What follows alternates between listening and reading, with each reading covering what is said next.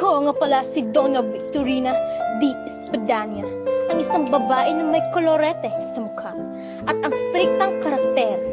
Ang aking kasintahan na si Don Tiburcio, ang nag-iisa kong kasintahan na Espanya. May kasabihan na ang taong walang pagpapahalaga sa sariling pagkakakilanlan ay madaling mawalan ng tunay na dangal.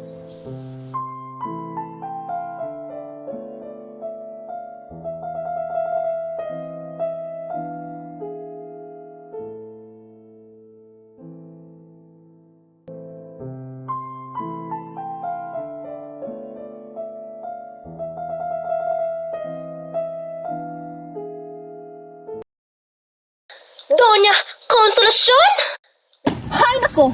Ang daming tao! Bakit kayo hindi magbigay galang sa akin? Kayong mga hampas lupang Indio, hindi niyo ba ako nakikilala? Wes, ako si Doña Victorina de las Cañas D. Espadanya. Tingnan niyo ang koloretes aking muka.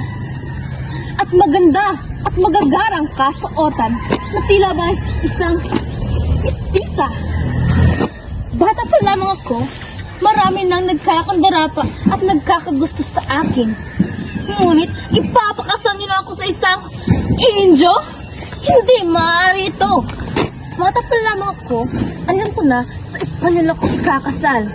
At ito naman ang aking kasintahan, si Don Tiburcio B. Espanyada. Isang araw, napadaan ako sa luneta. Aba!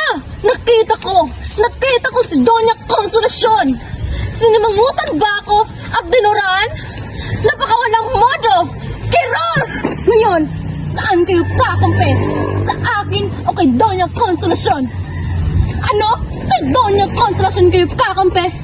O sige, magsama kayong mga pangit sa imperno at kaming mga magaganda at sa langit magpupunta.